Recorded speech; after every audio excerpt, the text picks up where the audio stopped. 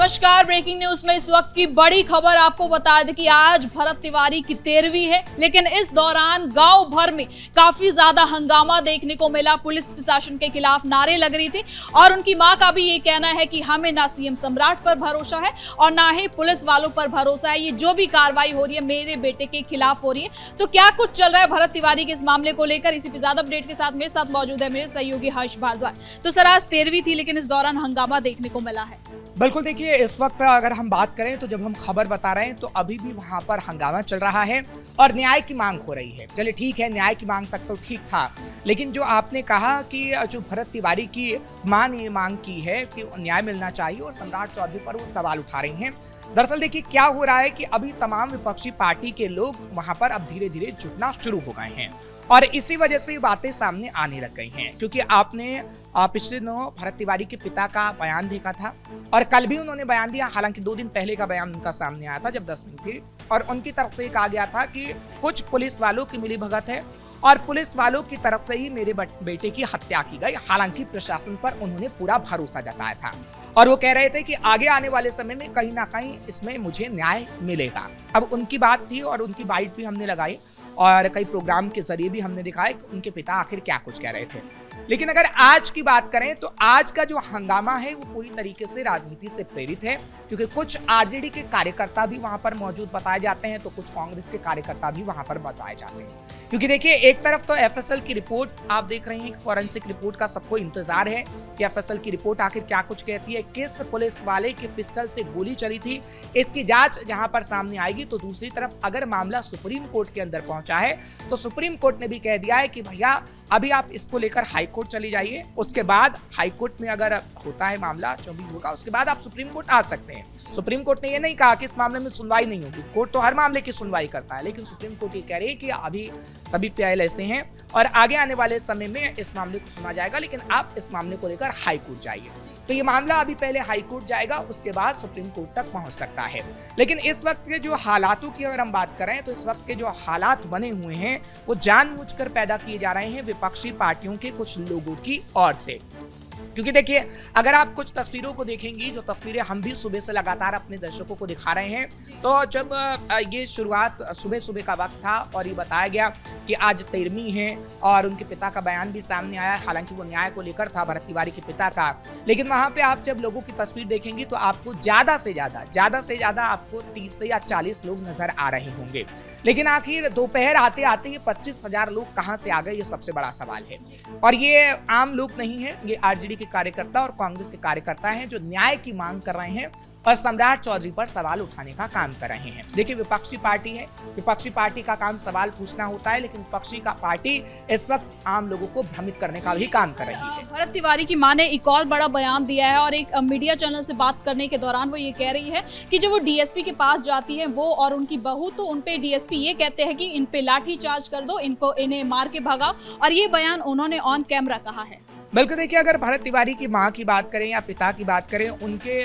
दर्द को अगर देखिए दर्द हम बांट सकते हैं या कोई भी उनके दर्द को बांट सकता है, लेकिन उनके लिए जो न्याय की मांग है वो हर कोई कर रहा है, आम व्यक्ति से लेकर चाहे फिर बड़ा कोई अधिकारी हो कोई भी हो, अभी वो चाहता है कि भरत तिवारी मामले में न्याय हो। लेकिन न्याय कैसे होगा जब तक एफएसएल की रिपोर्ट नहीं आएगी, जब तक इस मामले की परतें नहीं खुलेंगे कि आखिर क्या इसमें सच्चाई थी, किस पुलिस वाले ने गोली चलाई, क्योंकि देखिए अधिकारी तो नप चुके हैं और सस्पेंड भी हो चुके हैं। पिछले दिनों जो हमने तस्वीरें दिखाई अपने दर्शकों को उसमें ये सच्चाई नजर आ रही थी कि हाँ प्रशासन कहीं ना कहीं इस पर कार्रवाई कर रहा है, ऐसा नहीं है कि प्रशासन खामोश बैठा है। और जहां तक अगर डीएसपी की बात है या फिर कोई पुलिस वालों की बात है, अगर वो ऐसा करते पाए जाते हैं तो कहीं ना कहीं उनके खिलाफ भी कार्रवाई होती है। और उसका एग्जाम्पल है कि इससे पहले कई पुलिस वाले सस्पेंड हो चुके हैं और अगर वो ऑन कैमरा ये बात कह रही हैं और ये सम्राट चौधरी के संज्ञान में जाता है तो आप देखेंगी कि आगे आने वाले समय में कहीं ना कहीं एक्शन होना तय है। क्योंकि देखिए अगर हम बात करें तो भरत तिवारी की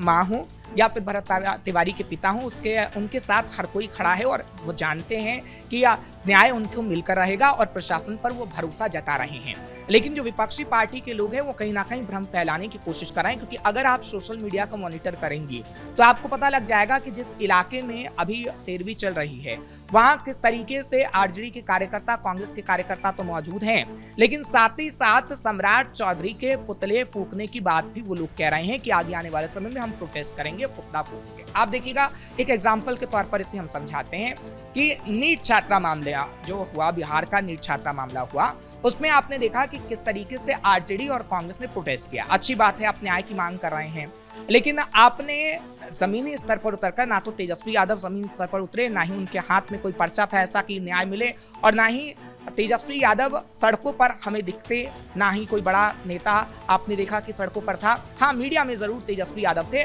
और मीडिया के जरिए ही नीट हत्या मामला उठाया जा रहा था। हालांकि कोर्ट में जब यह मामला गया तो आपने देखा कि सीबीआई को किस तरीके से फटकार लगी, पुलिस अधिकारी को सस्पेंड तक किया गया, सीबीआई की टीम दिल्ली से आई और अभी भी जांच चल रही है। अगर आपको किसी पर भरोसा नहीं है तो आपको कोर्ट पर तो भरोसा है, और कोर्ट जब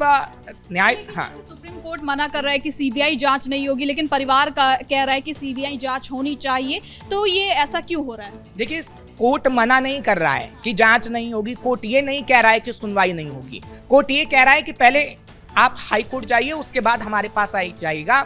वो हाई कोर्ट जाके सीबीआई जांच की मांग कर सकते हैं, और उसके बाद अगर वहां पर नहीं होता है उनकी सुनवाई तो वो सुप्रीम कोर्ट आ सकते हैं। तो ये कह देना कि सुप्रीम कोर्ट मना कर रहा है, ये पूरी तरीके से निराधार है कि सुप्रीम कोर्ट या तो सुनवाई से इनकार कर रहा है, वो सीबीआई जांच से इनकार कर रहा है। वो कह रहा है कि पहले आप हाई कोर्ट जाएं, उसके बाद आप सुप्रीम कोर्ट आ सकते हैं। ये बात दरअसल कोर्ट की तरफ से कही गई है, और इस बात को कहीं ना कहीं क्लियर कट हमें अपने दर्शकों को भी बतानी है। अब बात करते हैं, जिस तरीके से मैं एग्जाम्पल दे रहा था नीट छात्रा मामले का, क्योंकि देखिए नीट छात्रा मामले में भी हमने देखा था कि तेजस्वी यादव मैदान पे नहीं, सिर्फ मीडिया तक ही थे, और इस मामले में भी आज फिर तेजस्वी यादव का बयान आया। हालांकि एक मीडिया चैनल की तरफ से उनसे सवाल किया गया था, इससे पहले बाकायदा इस मामले को लेकर उन्होंने प्रेस कॉन्फ्रेंस की थी,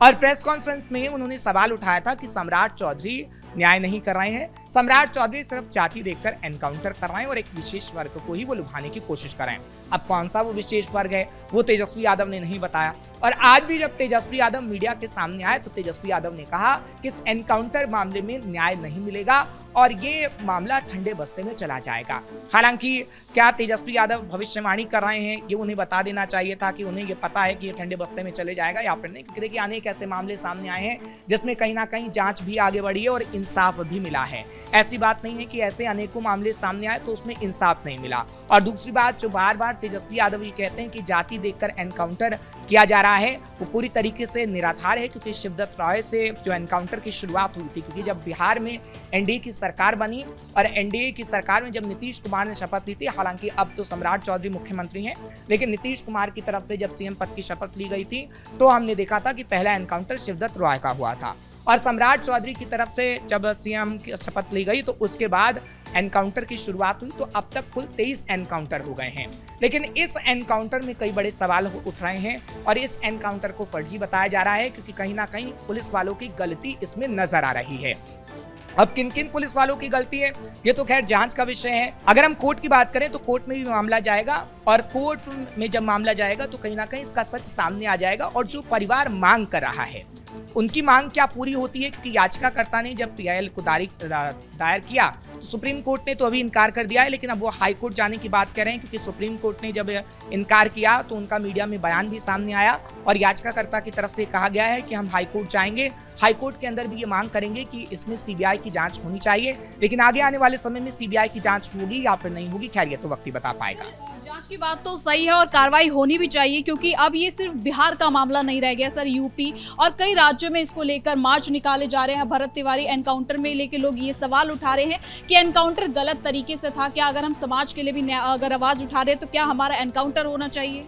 देखिए, अगर इस एनकाउंटर को लेकर सवाल उठाए जा रहे हैं, गलती किसकी है, तो उसकी एक एक परत दिन पर दिन खुल रही है। और आपने देखा है कि पुलिस वालों का तो सस्पेंड हुआ, लेकिन अब सबको इंतजार कर रहा है एफएसएल की रिपोर्ट आने का कि आखिर उस रिपोर्ट में क्या आता है। रिपोर्ट में ये आएगा कि आखिर किस पिस्टल से गोली चली, और रिपोर्ट में ये आएगा कि और कितने पुलिस वाले की इसमें मिलीभगत थी जिसने भरत तिवारी का एनकाउंटर कर दिया। इसमें कोई दो राय नहीं, गलती तो है, लेकिन जांच के में पता लगेगा कि आखिर गलती किसकी थी और क्या ये वाकई फर्जी एनकाउंटर था। ये बात कहीं ना कहीं निकलकर सामने आ सकती है। लेकिन आप जो ये कह रहे हैं कि अलग अलग जगह पर प्रोटेस्ट हो रहे हैं, तो ज्यादातर आप जो प्रोटेस्ट देखेंगी वो विपक्षी पार्टियों के ही आपको प्रोटेस्ट नजर आएंगे। हाँ, उस इलाके में जहां पर ये एनकाउंटर हुआ, हाँ वहां पर जहां पर भरत तिवारी का घर है, वहां पर जो आम लोग हैं वो जरूर न्याय की मांग कर रहे हैं। लेकिन जिस तरीके से भरत तिवारी का आप जिक्र कर रहे हैं कि उत्तर प्रदेश के अंदर हो या फिर बिहार के अलग अलग इलाकों में हो या फिर ये बात दिल्ली तक पहुंची है, तो वहां पर भी प्रोटेस्ट की बात सामने आ रही है।